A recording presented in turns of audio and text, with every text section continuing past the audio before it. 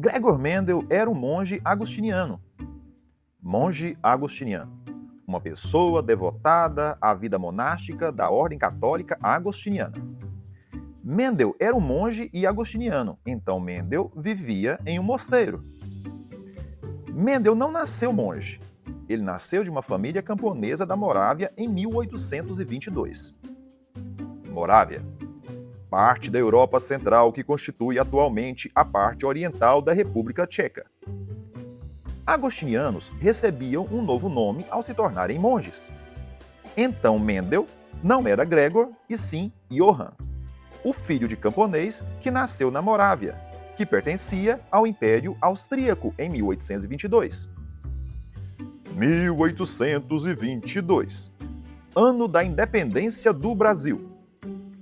Independência, caráter do que goza de autonomia. Logo, 1822 não existiu para a independência do Brasil, já que ainda não temos autonomia. Mas existiu para Johann Mendel, que nasceu em 1822.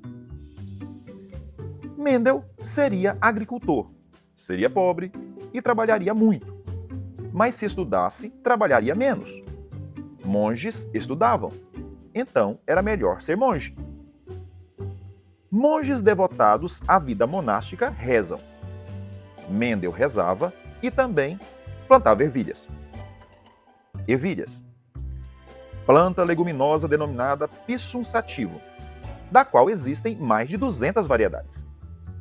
Mendel rezou e plantou mais de 30.000 plantas de ervilhas durante 7 anos, no jardim do mosteiro.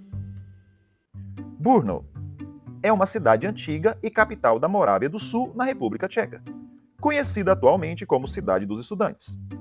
Ela tem um mosteiro agostiniano, onde Mendel rezava, plantava ervilhas e criava abelhas. Abelhas são os insetos mais importantes do mundo, mas que não foram autorizados a entrar nessa história porque não são ervilhas e nem rezam. Mendel rezava e estudava ervilhas fazendo hibridação de plantas. Hibridação é a fusão de gametas geneticamente diferentes que resultam em indivíduos híbridos heterozigóticos para um ou mais loci. Mendel aprendeu hibridação na Universidade de Viena, mas não sabia o que era locus nem genética. Mas sabia dos gametas e sabia gerar linhagens puras por meio da autofecundação e geração de híbridos por reprodução cruzada em plantas. Autofecundação, quando o indivíduo pode cruzar consigo mesmo usando seus próprios gametas para ser pai e mãe de seus descendentes. Então Mendel rezava e passava muito tempo pensando em reprodução das ervilhas e em hereditariedade. Hereditariedade diz respeito aos processos relativos à transmissão das características genéticas. Na época de Mendel, muitos pensavam em hereditariedade, mas não entendiam nada de genética, pois acreditavam que a herança se dava por mistura. Enquanto Mendel, desconhecido, plantava e analisava gerações de ervilhas, Darwin, que era famoso, rico e entendia de seleção natural, também acreditava em mistura e não sabia nada de genética.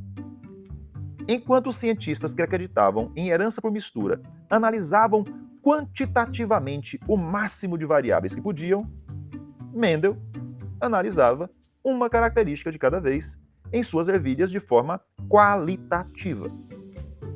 Caráter qualitativo.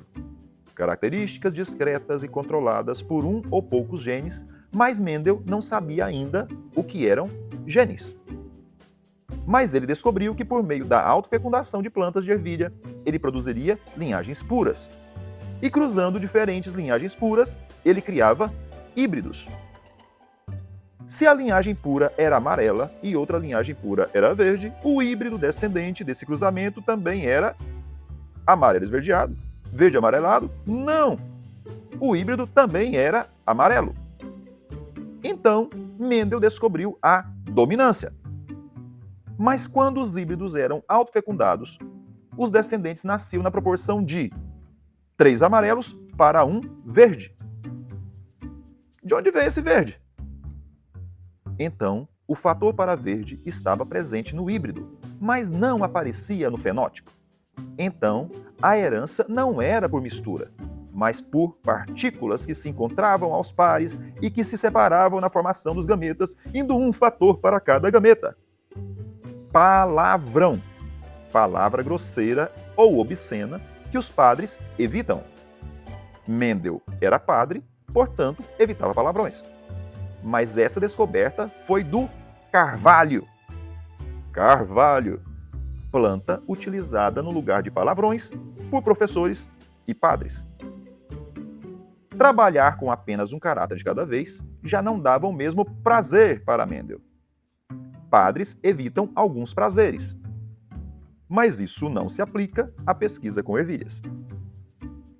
Então Mendel resolveu dobrar a aposta, trabalhando com 2 diferentes caracteres qualitativos ao mesmo tempo, como cor e forma de ervilhas.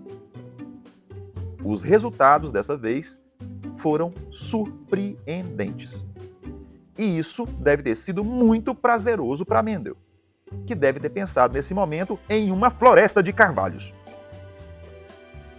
Os seus resultados constataram que, quando 2 caracteres eram simultaneamente considerados em um híbrido, a separação dos fatores para os 2 caracteres ocorriam de forma independente durante a formação dos gametas.